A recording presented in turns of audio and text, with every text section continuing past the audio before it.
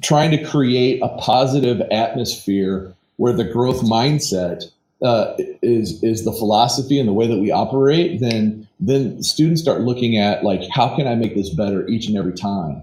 And honest and truly, I try to take that approach with every aspect of my life, but especially as a music teacher and a musician. Even 2 days ago, when I played Hot Cross Buns on clarinet in front of my sixth graders, like I was just trying to play it better today than I did yesterday.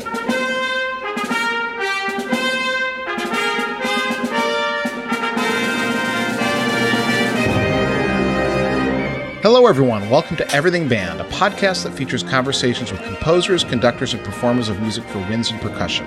My name is Mark Connor. I'm a composer and educator, and each week I have the great fortune to speak with and share the stories and wisdom of musicians and leaders in the band community. I'm excited to announce that Everything Band has joined forces with several other music education-related podcasts to form the Music Teacher Development Podcast Network. The Muted Network provides support in the form of audio-on-demand programming designed by and for music educators. You can find more information about our network at mutedpodcasts.com. Before we begin, I'd like to thank all of you for listening. I appreciate your time and hope that you are finding value from these interviews. I rely on word of mouth and social media to bring the show to new listeners. If you think you know one or two people who might find these interviews useful, please let them know about it. You can also help by following me and sharing posts on Facebook, Instagram, Twitter, and YouTube. Remember, help students live up to the best that is in them through music. Now onto the episode and this week's guest, Ron Sikes. Hi, Ron. Hi, how are you? Good. Thanks for joining me. Thanks for having me.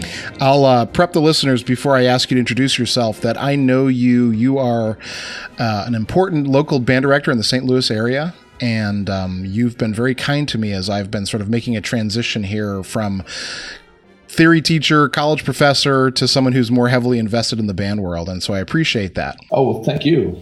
And so, Ron, can you introduce yourself for the listeners? Yes, my name is Ron Sikes. I am the band director in the Jefferson R7 school district. This is my 19th year of teaching, and I started teaching here in 2000. When I first started, this job was a K through 8 district. So I taught general music, a beginning band, a beginning jazz band. And then from there, I left the district for 1 year and then came back. And then once I came back to this job, there was talk of building a high school. So as I said, it was a K district. So at that point, we had one school district in our community. And once the students were finished with 8th grade, then they would transfer to one of the 3 area high schools. So when I returned from the other school, there was talk that we were going to build our own high school, and that happened through a couple bond issues. And we opened our doors of our high school in 2010. In 2013, we had our first graduating class, and then from there on, I've been running the 6 through 12 band program. Right, and so correct me if I'm wrong. Is your wife not teaching also one of the bands below you? What we do is she is the choir director. Oh, okay, okay. So half of her time is dedicated to the choir program, and then the other half of her time is assisting with the band program. My wife and I are both in music, so how does that work for you? It works really well for us because we have completely different skill sets. So we complement each other, both at home, but then also at school as well. Mm-hmm. And, she gives me my space, I give her hers. We have specific tasks that we kind of hand out for one another, and we work really well together because we divide up. We also divide up some of the administrative things that happens in the program. So I'll take care of POs and the budget, and she might be in charge of registering our students for all district ensembles and that sort of thing. So we were able to really divide and conquer the administrative tasks of this job, and that takes the load off.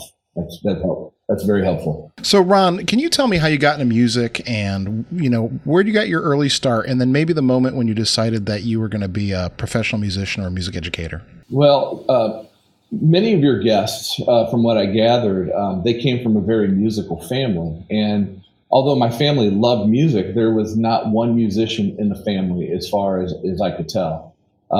We lived in a subdivision in Hillsborough. And there was a neighbor down the road who was about 4 years older than I was, and he was constantly at the bus stop holding his trumpet. And I thought that was the coolest thing. So the moment that I had a chance to join fifth grade band, I wrote down that I wanted to play alto sax. But I never tried that instrument at that time. And I think all the saxophone spots were filled. So they said, what's your second choice? And I was like, well, the kid down the street plays trumpet. I think I want to do that. So I played trumpet for 3 years, if I remember correctly, through middle school. And I was awful. Absolutely awful. I couldn't tell the difference between a C and a G.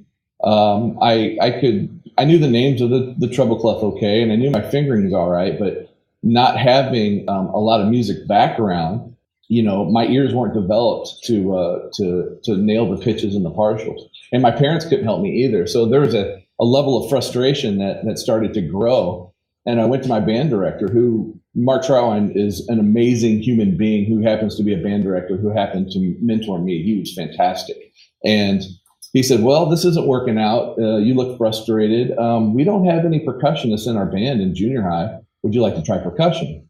And I said, I'd love to try it. So I stayed after school one day and he showed me some basic rudiments, came back and it appeared that, I had some skills to play percussion, or at least, to send me on that road. So and then after that, like the bug bit me and I just practiced as much as I could. I saved my money and bought my first drum set. I tried to rip off every drum beat I could from Buddy Rich, The Doors, and Def Leppard, which is a pretty eclectic mix, but that was the music I was really into. And any record that my parents would play, I would try to play along with. And it was just something that I just gravitated towards and loved every minute of it. Once I got into high school, Mr. Troutwine was very encouraging. He just said, I said, just off the cuff, I said, I'd like to write a cadence for the marching band. He goes, go ahead. And then I would just, awestruck, I went home and tried to write ideas, and he'd come back and go, well, there's not enough beats in this measure, or there's too many, or this, or that. And he was constantly like guiding me through this process until finally I had like the first drum cadence that I wrote performed back at me. And I was like, this is the coolest thing ever. So then I started writing more cadences. And he was encouraging for me to do, I could try anything. And then he'd say, yeah, go ahead. I'll help you out as best I could. I even took an independent study class with him. I think it was my senior year, where throughout that entire day, all I did was repair woodwind instruments. I was, fixing corks and replacing pads and, going through that whole process too, which was a skill I didn't realize that I was going to need further down the road. It was probably my sophomore year where I said, I think I'd like to do this as a career, because I don't know what else I would do, because music was everything at that time in my life. During my high school years, I had to decide whether or not I was going to go on to college or become a laborer, like my father. Again, my father was a route man who delivered milk and ice cream. And I thought, well, I'm going to, I would probably do the same job that he did, because I think that every boy kind of goes through that at some point. But music played a real important role. And I started thinking, like, I think I want to be a band director. And Mr. Troutwine, again, was encouraging me and kind of opening doors and showing me cool stuff about the world of music ed, and allowing me to take some leadership positions within the band. At the end of my high school year, I graduated, and I had not enrolled for college. I didn't do anything. I really thought at this point, college it might not be for me, primarily because no one in my family had graduated from college before. It wasn't part of what we did. Although my parents were, very supportive, and they said, "You do what you need to do. We'll figure out how to make it happen." But since I didn't have like a role model, or I didn't have an example of how people do it, I was just like, well, maybe I'll just keep working. My mom called the college and made an appointment and said, "Well, you've got an appointment today at whatever time. Go visit and sign up for classes." And I went to Jefferson College, which is a local community college down here. And it was the best experience ever, because it was a small staff. It was low enrollment in each class. So the student to teacher ratio was almost 1-on-1. And again, Brad Matson was my theory professor. and he was a fantastic teacher. When I got to college, I felt way behind the curve because with me being a percussionist for those years, I did not play any mallet instruments at all. I couldn't tell you where middle C was on the piano. I couldn't match pitch. And I could barely tell the difference between two pitches in certain intervals. And Brad said, if you're going to make this a career, you're going to have to really step up. And I would come in for extra practice, and I'd spend hours at the piano trying to match pitch and practice my chords and practice sight reading and work on four mallet marimba. And Jefferson College allowed me the opportunity to really prepare myself for university. I'm afraid if I'd gone from high school to university, I wouldn't be doing what I'm doing now, because I probably would have been home by Christmas and not returned. But Jefferson College really gave me some necessary skills that allowed me to feel confident when I transferred. I ended up graduating from the University of Missouri St. Louis.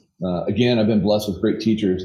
The band director and percussion instructor at UM St. Louis again allowed me some opportunities for leadership. They allowed me to, I started writing and arranging and really getting excited about that. So they allowed me to arrange some pep band tunes for the stands for our basketball team. I was composing some percussion ensemble music and some jazz band charts, and they were always willing to read through anything that I had composed. And also during this time, I was studying with Dr. Claude Baker, who worked at Indiana University in their composition department. But he would travel because he was the composer in residence at St. Louis Symphony. And they struck a deal where he would visit UM St. Louis and took on like 3 or 4 students a semester and would kind of mentor them through the composition process. So after I got finished with UM St. Louis, I felt, I was excited to begin my career in music ed. And, I interviewed for the job down here at R7, and that was 19 years ago. Yeah, Ron, you've got a lot going on right now with what you're doing. I mean, as I've gotten to know you, I kind of have a bunch of things I want to talk about, and the things keep growing as I listen. And so I guess I want to kind of turn our attention to the fact that you're pretty heavily involved with the Missouri Music Educators Association because you're a jazz vice president, or the jazz vice president, correct? I was. I did a 2-year. I did a 2-year term, and my term ended in January. Oh, okay. And so you also are the drummer of a local band called the Funky Butt Brass Band. That is correct. And so you're playing, and you also are a composer. I am. I gig that band. I gig with usually on average 2 times a week. So we usually play right around 100 to 120 shows a year. And we've been blessed to stay busy and active in St. Louis, but then also do some traveling around the Midwest area as well. So as I bring that up, because what I want to talk about is the idea of jazz education. And, it's not a topic that we've talked about much on this show, but many band directors, and I was one that I had to do it as well, often have to teach jazz or teach big band and don't have a great jazz background themselves. And so I'm just wondering if maybe we could spend some time digging into that a little bit. Oh, sure. I'd love to. So do you have any thoughts about that? Maybe advice you would give to someone who's a young director who isn't necessarily a great jazz musician or doesn't have a lot of experience with it, but they're confronted with this aspect of the job? So I think the important aspect of jazz education is the same approach that like one would take in learning Spanish. So you can learn a few Spanish words, but if we don't put it in a sentence, or we don't understand the context, or we don't immerse ourselves into that culture, then it comes off, or we don't feel comfortable really speaking that language. And I think jazz is very similar. If I'm a young director who has zero background in jazz, the first thing I'm going to do is try to reach out and find if there is a community jazz band that maybe I can sit in with. And take some private lessons with somebody in the area who can speak to the art of articulation and the swing feel, and through different styles and simple approaches to jazz improvisation. So one of one of the ways that I try to introduce jazz to students is breaking down the root word of improvisation. And I often ask students, what is improvisation? What's the root word? And of course, all of them will say improv. And I said, well, what does that mean to you? And they said, well, you make up stuff on the spot. It's a typical middle school answer. And I was like, well, I can make up stuff on the spot, but it might not necessarily fit within the context of a song. So I will play something that's not even remotely close to the piece that we're working on. And I was like, well, did you enjoy that? And the answer is usually no. Well, why not? Well, because it didn't fit. And I said, well, how about if we take a different approach and think that the root word of improvisation is, in fact, improve. And what we're trying to do is improve the melody through theme and variations. So then we can talk a little music theory and go, well, what's a theme? What's a variation? And now let's go back to the song, and I will demonstrate usually like on a very simple tune like Hot Cross Buns or another folk tune and say, I'm going to play it the way we've always heard it. And now I'm going to start using some improvisation techniques. So I'm going to try to improve the melody through theme and variation. And from there, the students tend to kind of like grasp on to kind of what we're going for, because they can hear the solo kind of evolve from the original melody to something quite a bit different. And then by the end, I try to wrap it up with kind of restating the original melody a little bit. We start with that concept long before we start talking about chord changes and, what's a hip scale to play over that chord or, that sort of thing. It's more of getting the kids in tune with making connection with the song, being able to sing the song, being able to incorporate some of the jazz rhythms with that song and feel comfortable doing so. And sometimes, someone's first solo improvisation can be pretty intimidating. So I try to set up, a comfortable space where the kids are, I said, look, we're not really going to listen to you because what I want to happen is rhythm section. I'd like you to play what's written. Horns, I would like you just to solo over the melody, but we're all going to do it at the same time. So it's going to sound like just this massive wall of sound where it's going to be chaotic. However, I want you to feel comfortable because you're only going to worry about you and the next student is only going to worry about them. And then after we, play that, a couple times through, I said, well, now who feels comfortable kind of demonstrating or showing me what you've learned through this? And as one student, plays a solo, the other students encourage them. And then we start building this camaraderie. It's like, and the students feel more comfortable in taking those chances. And I think that's part of it is for some, jazz is intimidating because of the unknown. Notation written on a piece of paper and then the skills to read that notation is something that we've been taught from a very, very early age. But the concept of improvisation or speaking off the cuff or addressing a crowd in a public speaking forum is intimidating to some because it's vulnerable to the musician, because since everything is personal, we take things personally. If we sound bad, or even if it not sound bad, but maybe it doesn't sound the way that we thought it was going to because of what the music that was in our head that didn't come out the same way, it can be off-putting to a young musician. So to kind of circle back around, I would tell a young director, look, don't be intimidated.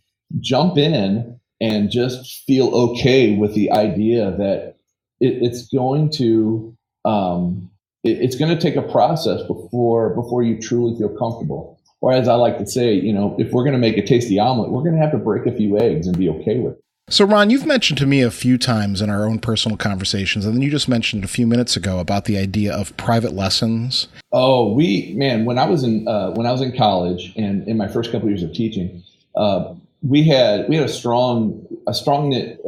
close knit group in the college, and each of us played a different instrument. So we traded lessons.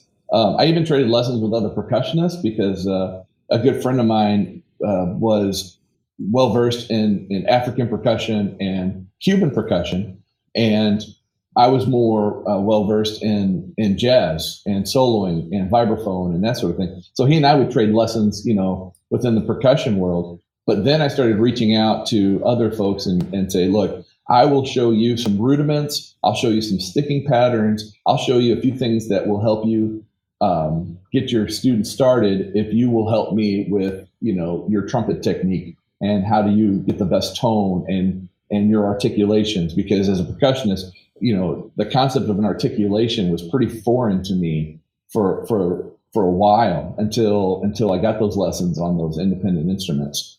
And then after that, it was a matter of, at the end of each year, that summer between the two school years, I'm like, all right, well, this summer I'm going to play flute and I'm going to try to be the best flautist I can. And I'm going to reach out to a couple and try to get maybe not a half an hour lesson, but maybe I'd call someone and say, hey, I'm stuck on this part, or how do you address this issue? And they were, very willing to say, well, have you tried this, or have you tried that, or so on and so forth. So a lot of it is just, reaching out to the music community, because the world is small, but the music world is even smaller than that. And it's been my experience that people in this world are fantastic people that are always willing to help out at any level. And, and as long as you're willing to give, you're more likely to get a lot of help. And that was my process. If anybody ever asked me for help, I never turned them down or anything, because I'm like, one of these, I'm going to need some help too. Tell me about Jefferson R7 and how many students you have there and what the program looks like right now, Ron. Well, we start band in 6th grade. We have a total of about 200 kids in the band program, and that's 6 through 12.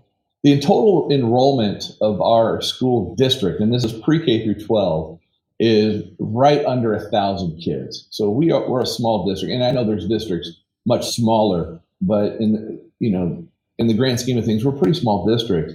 Our high school has about 300 kids total, and out of those 300, about a third of them are involved in the music department, whether it be band or choir. So my day consists of a 7th and 8th grade band that is combined, and then I have my 6th grade beginners, and then I teach 1 hour of RTI, which is kind of an intervention class. I have a group of students that just need some extra support. And sometimes it's academically, sometimes it's just as a mentor role. And then I cross over and get in my car and drive to the other building where the high school is. And then I teach a high school guitar class, high school jazz band, and then I've got my high school concert band in the afternoon. We do not have a marching band, although we do like a homecoming parade. We might do 1 or 2 parades a year, but we do not do a field show. When we built the high school from scratch, we were able to kind of put in place some philosophies and then, let the high school grow. And then over the course of time, we would modify as needed. And in the early stages, we talked about whether or not to have a marching band in our high school and do a field show like many of the other high schools do. And it was our feeling that we want as many kids involved in music education for as long as humanly possible. And we would have a better opportunity for that if we did not have a marching band. We do play at football games. We have a pep band that plays at every football game.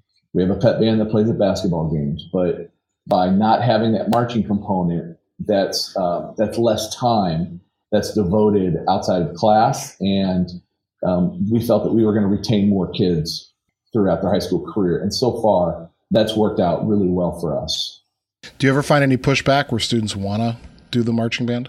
Sure. I mean, we usually have some students from time to time that maybe their parents are in high school band and they're like, well, I think you guys should have a marching band. And I respect their opinion. We chat about the pros and the cons of everything and say, life is a series of trade-offs. So if we do this, then we're going to give up that and that sort of thing.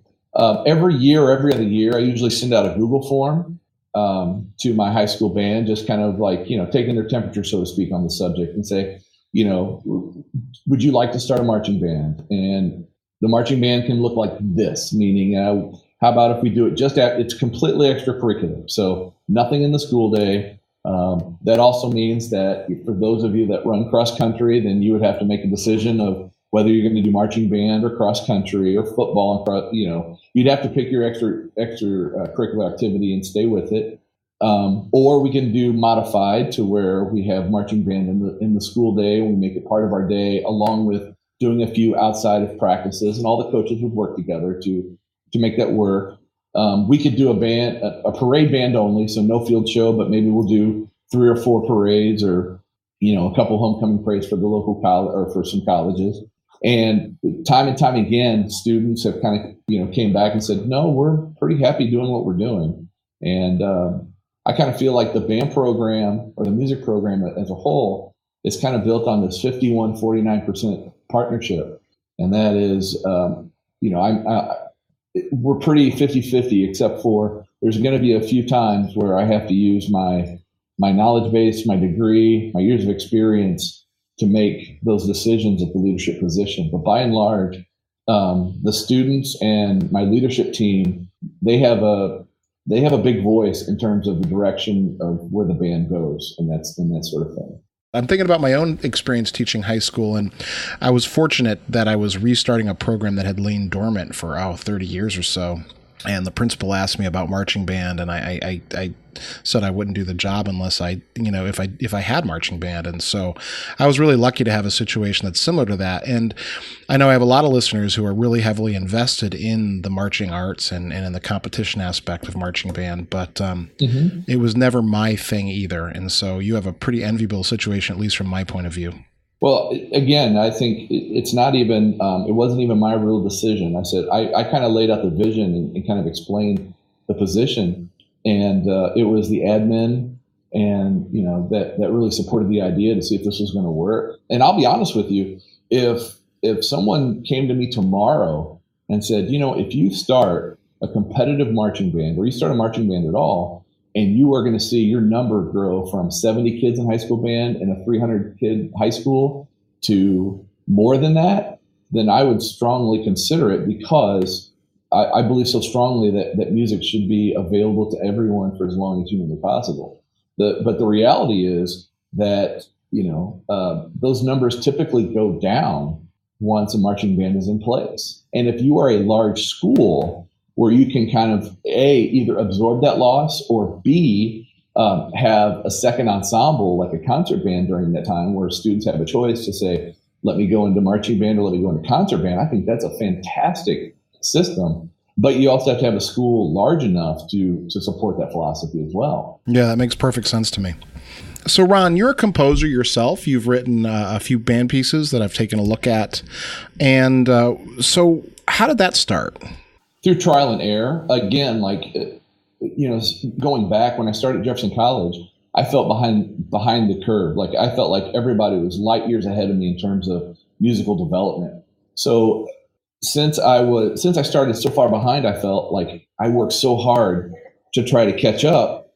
And when I tried to catch up, I just started when I was practicing piano and practicing chords, and I just really loved the sound. And I started taking some of my jazz improvisation background and exploring that, and then turning those into phrases and going, man, what would that sound like, if I took this chord and voiced it this way within the band and gave so-and-so the melody. And I started, composing and arranging for the musicians that I had around me at the time so that they would play it for me. That's why when I started composing, it was all percussion ensemble stuff.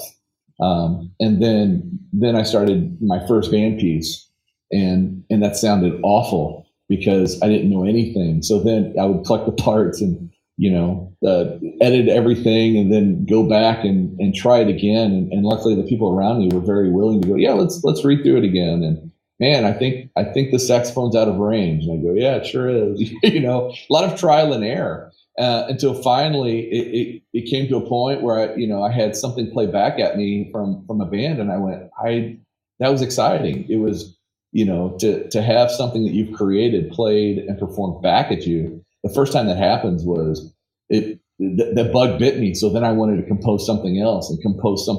And then I started being in a small district. I had the opportunity to compose with, from an educational point of view. So it's like, man, my kids really, I don't have much in the folder that's in 6/8 time. And because of my limited instrumentation, what can I do with this? So I'm like, well, how about if I try to write a piece in 6/8 and see how that works? And then that's how some of the band stuff that I started composing, came to be. It was composed from the mindset of pedagogy and teaching concepts. And then I would have the other pieces that I would compose for fun that was, maybe always thinking educationally minded, but that wasn't like my first priority. I was trying to create, a beautiful piece of music and then figuring out how to fit within the band. So kind of bouncing back and forth between those kind of ideas is how I started kind of composing. And then from there, I kind of moved into the jazz world of composing melodies and writing them out for the full big band and having my kids sight read it. And then, so that was good practice for them because they got to sight read, and it was good practice for me to kind of hear stuff in real life as opposed to a music notation software playback, So Ron, how about working with composers? Have you had any composers into your school? Yes, by accident at first. I said our high school opened up in 2010. During that year, I had 22 kids in our high school band because we had freshmen only. And I had a good recording from our high school band playing. And I submitted that to the Missouri Music Educators Association to perform, kind of on a dare. Like, we had a good concert, and there was a fellow director there that was very helpful to me. And I was like, I don't know, I think I might, submit it. That'd be funny, right? A high school band with only one grade and 22 kids in it. He goes, oh, I dare you. And so I submitted it to the state, and, they looked at everything and went and listened to it and said, well, we'd like to have this band play at the conference the next year. So we come back to our second year as a high school. I had freshmen and sophomore. At that point, I think I had 38 kids in the band. And of course, freaking out because we'd been selected to play at the state festival or the state conference. So I started like scanning through music and listening to music. And I came across a piece entitled Alchemy. And Alchemy is composed by Gary Gackstatter. And during my preparation, I had a mutual friend with Gary that I didn't know that they knew each other. And she asked, she's like, well, how's your preparation for MMEA? And I said, oh, it's going well. I think I've got all my pieces set. And I was like, I think we're going to play this great piece called Alchemy by Gary Gackstatter, I think his name. And they're like, he teaches at Merrimack or St. Louis Community College at Merrimack. I was like, are you kidding me? And no, he's in Missouri. I was like, oh, that's great. So I reached out to him and I was like, hey, Gary, we're playing your piece at MMEA. Would you like to come down? And he was down like the next day. What a great guy. And he just, worked with my band. And so he's a composer that I have like probably the closest relationship to at this point because, he'll send some things down that he's working on that we get to sight read from time to time or something that's not published just yet. But then also we've done a lot of his works that have been published. And then he's always willing to come down and give my band, motivational talk and then, listen with a fresh set of ears and kind of give us some tips to improve. So it's wonderful to watch my kids play the music with the composer right in front of them. And he can speak about, how the piece was inspired and how it came to be and how to deliver the piece to the audience the way that he has intended. That's a pretty special moment. Ron, what lessons would you like to share, either as a conductor or as a teacher for beginners or high school, or what sort of things have you looked back on and said, boy, if I could save myself the trouble or save someone else the trouble, what might those be? I think the perception that I had to know everything on the first day of teaching. I think growing up, I held my band directors in such high regard because they just seemed larger than life and that they knew so much. Like, I still feel like they've forgotten more about music ed than I've even learned. And watching them work a band and conduct and teach pieces, like, I guess I was somewhat intimidated by that. Like, well, I have to be as good as them on the first day of teaching. And that's just simply not feasible. So, because at that point, all of the directors I'd had at least like 15 something years of experience. So I didn't get to see them in their first couple of years of teaching. So I beat myself up a lot early on. Like, I didn't know every flute fingering, or I didn't know every clarinet fingering, or in my early days, I didn't realize that the clarinet mouthpiece and barrel should make an F sharp. And then I wondered why my, clarinets were flat and the tone wasn't what it should have been, and then I would just kind of, I don't know, just beat myself up like, you got to know everything. And that's just simply not the case. I started developing this system every school year and I still do it because I found that it is the best way to avoid band director burnout. And that is, I always call it my circle of improvement. And I start off every single school year with my tablet somewhere on my desk. And every single time I find myself frustrated. The frustration might be from me not having an answer on how to fix a problem in the band. It could be an instrument-specific pedagogical technique. It could be an organizational aspect of this job. Maybe it's something to do within the school culture. Any of these things that seem to be reoccurring, I'll write down. Like, what's frustrating me today? Boom, boom, boom.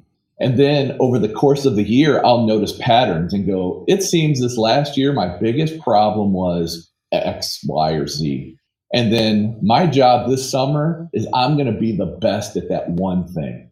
And that's when I start reaching out to other directors, or I'll do a workshop, or, take a lesson, or use that summertime as professional development and go, look, next year, I'm not going to be perfect. I'm not going to be, I'm not going to know everything, but at least I tackled one problem, and I feel much more comfortable now with this situation than I do later on. And then next year, it's a brand new problem. And then I just tackle that one. And it's a circle. Like, I stink at it today. I'm going to work to be awesome at it tomorrow. And then when I feel comfortable with it, I'm going to identify something else I stink at. Yeah, no, that's coming through from you, that this idea of self-improvement. And I like the idea of not believing that you know everything, because not only does it also shuts you off to learning more. Oh, right. My college band director gave me this beautiful phrase that I've used repeatedly. And again, I came to him, I'm like, Doc, I know I completed student teaching and I had this great placement and I saw this amazing band director. I said, I don't know if I'm ready for this. Like, I don't know if I can do this. I don't know if I can do that. And he looked at me and he goes, hey, to not know is to know. You'll be fine. As long as you know that you don't know everything, you're going to be just fine. Because it's the people that think they know everything that make me concerned. All right, Ron, I know this is a subject that's near and dear to your heart. So where do you draw the line between healthy and unhealthy competition? Well, I don't believe in competition in music anyway, at all. Like, I don't, we've done state contests where our band would go and play the state-sponsored event and we would get our rating. We've done performances where my high school jazz band has competed in a competition and the students didn't feel like they got a whole lot out of it. Like, my whole goal as a teacher is not to push the extrinsic motivation of let's perform for a trophy, let's perform for an accolade, let's perform for a rating. I want the intrinsic motivation of let's perform because when we accomplish something great, it feels good. So we don't compete at all in our school, especially as a full ensemble. Our students will audition for all district band and all district jazz band and that sort of thing. But to me, that's more of an individual accolade. Like, that's going to help them further their career if they decide to go into music or beyond. But in terms of competition, like, I would say, usually when I'm asked this, I'm saying, well, which band is better? Is it the Beach Boys, the Dave Clark Five, the Rolling Stones, or the Monkees? And then the answer is, well, all of them are great bands, right? And, some songs I like and some songs I don't like, correct. But they're all fine bands, right? Yes, we'll rank them.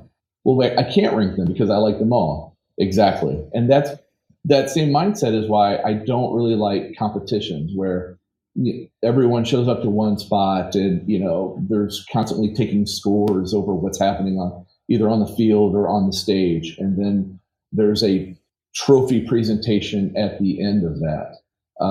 To me, and I know this might be controversial, but I believe stuff like that kind of cheapens the art form a little bit.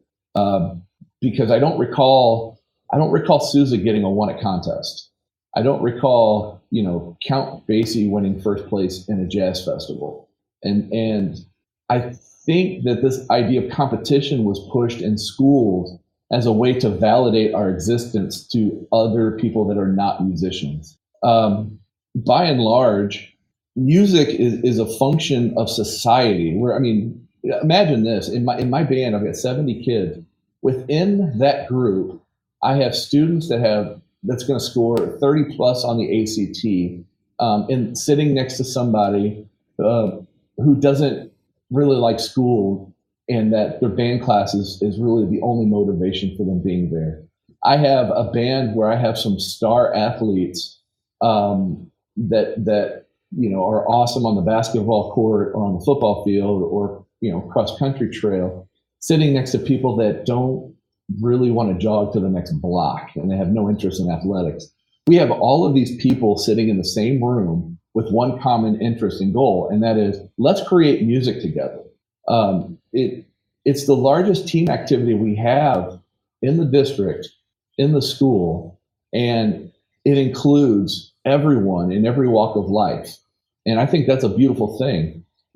So I'm more interested in bringing folks together and learning from one another. When I do a festival or when we host our symposium, I love listening to other bands. And my kids get to listen to those other bands without the pretense of, I wonder if they're going to beat us, or I wonder if I'm going to beat them. It's the idea of, I really like that band and I like the songs that they played and I learned something from them. And then we get to be on stage and do the exact same thing for them. And if every band kind of has that approach and every band improves, that can only help our cause when it comes to music advocacy. I think sometimes competitions tear each other down as opposed to everyone who's a musician, let's try to build each other up. Yeah, I was fortunate that you asked me to be a clinician for your symposium last spring. Can you tell the listeners about that? How you've set that up as a I don't know if I want to call it a quote unquote unfestival, but kind of that's what it is. Yeah, we decided once we let's go back a second. We would perform at state festival and get our rating and our sight reading score and all of that good stuff. And the students kind of walked away from that experience kind of feeling like, I don't want to say it was a waste of time. I just don't think that they felt that it wasn't what they'd hoped it would be, primarily because we pushed the intrinsic motivation. So the process of them getting off the bus, into the warm-up room, onto the stage, back to the sight reading room, and back on the bus in a period of time, they were just kind of like, why are we doing this? And I said, because we get to perform in an auditorium.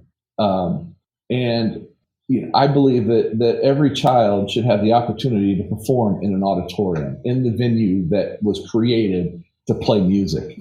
And they said, well, what if we ever build our own auditorium? I was like, well, we will deal with that later. Well, our district passed another bond issue, and part of that construction was a new auditorium. So during the year of construction, I had students say, Mr. Sikes, since we're building our own auditorium, are we still going to go out and play it at contest? And I said, well, let's discuss the pros and the cons. And again, our leadership team and our band, we use the Robert's Rule of Order. So I said, well, somebody's going to have to make a motion. Somebody made a motion. We had a second, and then there was the discussion. We discussed the pros and the cons, and I said, well, I think we're up for a vote. And it passed almost unanimously. And I said, so you'd rather host your own venue or your own festival here? And they said, yes. So I started reaching out to directors and saying, if you would like an alternative to a contest or alternative to festival, we've got something for you.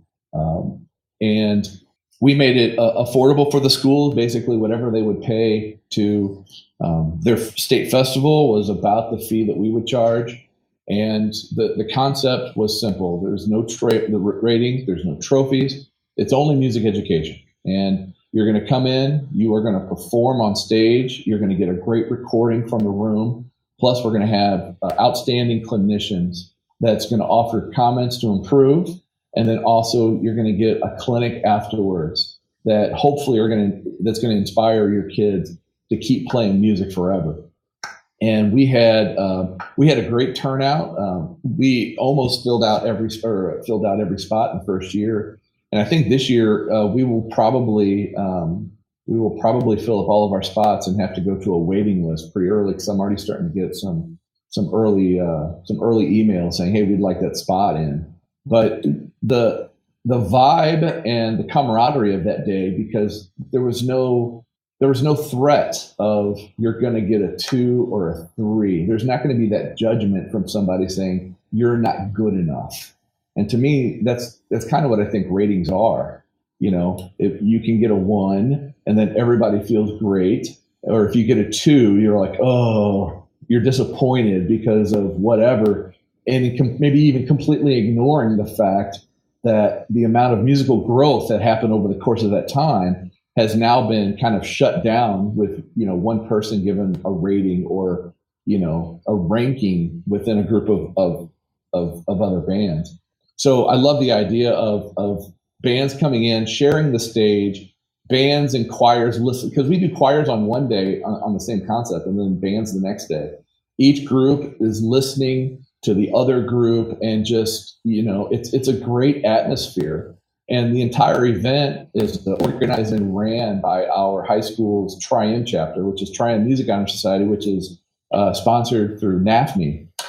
And that's another opportunity for them to kind of assume some leadership roles, and then work on some organizational skills and some problem solving skills, and, all of the other great stuff that comes along with it, with running a festival. But it was very positive. I had directors emailing me the day after going, can you secure my spot for next year? This was the best thing ever. Everybody was accommodating. My kids were excited because they got to perform on the stage without the pressure of judgment. All right, Ron. So you're a busy guy, like all band directors. How do you find balance, work-life balance as a music teacher? I'm getting better at it, I think, but I'm not great at it. I think anybody that's in this business that's passionate probably finds themselves to be equal parts passionate and equal parts workaholic. And because I'm so passionate about music ed, it doesn't feel like work. So I don't feel myself get run down. I just keep going and going until finally I'm like, I need a break. But as I've gotten older, I block out weekends where I'm like, I'm not going to play any gigs this weekend. And I used to never do that. But now I will block out some time and do a little bit more 1-day vacations or 2-day trips, and just doing hardcore manual labor. I love getting a chainsaw, cutting down a tree, splitting it, and getting it ready for the winter. I'm also a big fan of barbecue, so I really love grilling and smoking meat and making my own barbecue sauce, and it's another way to be creative. That's not, wrapped up in music all the time. But so those are things. I like farm work. I like manual labor. I like cooking, and I try to do more of that with my family. And then also one thing that's helpful is with the band, my professional band that I gig with, is a lot of the gigs that we do are family-friendly events or parties in the park or things that I can bring my entire family to. So it's not another night that I'm gone. It's a night that I can bring the family, and then I play a set, and then I can hang out with them, play another set, and then we get ice cream on the way home or something along those lines. So I just try to steal, band directors and musicians are busy. It's just what we do. So I don't try to, block out weeks or days. I really try to block out a day here, a day there, but more importantly, sometimes it's just blocking out like just a couple hours, putting the phone on airplane mode, turning off the TV, cooking, sharing stories around the table, and just, stealing those times where nothing else matters, and spending that time with family. All right, Ron, what are the challenges facing music education, and how do we best meet them? I think one of the biggest challenges is inclusion. If you think about it, like most directors will start a beginning band of, let's say in my case, I'll start a band of 50 kids roughly, and then of course there's attrition. So on average we have maybe 12 to 14 seniors that stay in the band program, grades 6 through 12. So those 12 seniors then go into society, and they get jobs, and then they're going to get married and have kids, and then those kids are going to have an opportunity to start band. So when I say inclusion, I'm talking like, I think as an art form, we need to do as much as we can to advocate for the value of music education, and not to say that, we expect everyone to be a professional musician or a music teacher, but just be a member of society that has music in their background, that can appreciate it and support it for the next generations to come. And then kind of double back, it's another reason why I shy away from competitions, because again, I think competitions tend to kind of bring people down, whereas symposiums and concert sharing kind of builds people up and kind of brings us more together as a community. I'm not a professional mathematician, but, I took math courses all the way through college. And, I have a healthy respect for math, and I have basic, skills that will get me by. And I would love to see the same attitude for music education as everyone has for language arts and math and science and history and that sort of thing. Just to include as many people into music as possible for as long as we can, so that so it remains in schools, and so that we can kind of further this art form, to where we can have a society filled with lots of musicians, or at least people that have a deep appreciation for what music is. Ron, I know we already talked about telling yourself that you don't know everything, but do you have any other advice you'd give your 18-year-old self?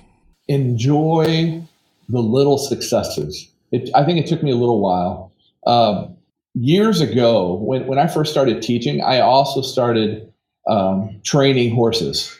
And the horse training that I went through really shaped the way that I run my classroom. And frankly, this could be a whole completely different topic. But one of the phrases that I learned through the horse training is to prepare the horse to a position to transition. So the concept is, if I grab a horse, put them in the round pen, and throw a saddle on their back, tie it up real tight, well, then that horse is going to react in a certain way, because horses are claustrophobic. They're prey animals, and they feel like they're constantly being attacked. So if you approach a horse with a saddle and throw it on them, tighten them down, jump on them, you're probably going to get bucked off, because it's a defense mechanism. So the process of putting a saddle on a horse, we would take the saddle, put it in a round pen, and leave it alone, and let the horse discover the saddle and sniff it and determine that saddle is not going to hurt it. And then hold the saddle next to the horse's face. Then take the blanket from the saddle and rub it on the horse. Then lightly lay the saddle on top of the horse, and then let it sit there for a while, and then cinch it underneath. So breaking down those pieces from going no saddle to saddling up a horse for the first time, it takes a long time. And then, but that horse was prepared to a position to transition to the next skill without any dust kick up, without any drama, without any bucking, without any, kind of flare ups. And then I learned the phrase that, if you take all the time it takes less time. So instead of trying to rush through putting that saddle on and hoping and praying that the horse won't buck, when actually we all know that it will, by taking all the time to take those necessary steps, the process of putting the saddle on the horse went way faster. So I took just those couple of concepts and said, how can I apply this to the music classroom? And the music classroom would be, my first year of teaching, everyone's first year is challenging. But my first year was, all right, kids, you've got your instruments. Great. Let's open up the cases and let's all put them together today. And then I want you to open up that book. And now that you've opened up the book, I need you to sit up straight with your back tall and your feet flat on the floor. I need you to breathe like this, set your embouchure like this. We're all going to blow. And then see that rhythm? You're going to play that rhythm while you're memorizing that note all at the same time. Let's go. And then I didn't realize at the time, but these little, 5th and 6th grade heads were exploding because they were multitasking like 400 things at one time. And then as a director, I'm like, I don't understand what's going on. I taught them the note name. I taught them the fingering. I taught them the rhythm. I taught them this. I taught them that. Why is it working out this way? Well, to bring the horse training into this, I was like, well, I didn't prepare them to a position to transition. I just simply transitioned. And then I had to pick up all the pieces that were dropped. And then I didn't take all the time it took. I rushed through it because I thought these kids had to play a song really fast or I was going to lose them. And then so drawing those parallels, I'm like, well, how can I break down this step even smaller and even smaller so that what could be a challenge, what could be viewed as a challenge to a student, and then if there's a challenge, they either meet it or not, and then they can get frustrated or they can accomplish it. But my goal was to break it down into small little segments to where every kid felt successful every single day until finally this magical thing happened where the students all would play a note together and it would sound good. So my younger self would be like, if you could learn that lesson faster, and then instead of like rushing through the process and wondering like, why does the band sound this way? You take those little steps and go, man, we're gonna celebrate the little successes. Like the kids sat up straight without me having to say so. Like that is awesome. And look, they're tapping their toe without me having to remind them. Like we are learning, the stuff that they start doing independently instead of taking it for granted, like celebrating these little successes where the students are now starting to display independent musical behavior. And it's inspiring to see it because then they just get to be more excited. And then that energy goes back and forth to create a positive atmosphere. Yeah, it's a hard lesson. I mean, teaching young kids is really about patience. Yes, it is. And I love it. And that's the beautiful thing about the job that I'm in right now is if there's ever a time when I need to complain to the feeder program, I just look in the mirror.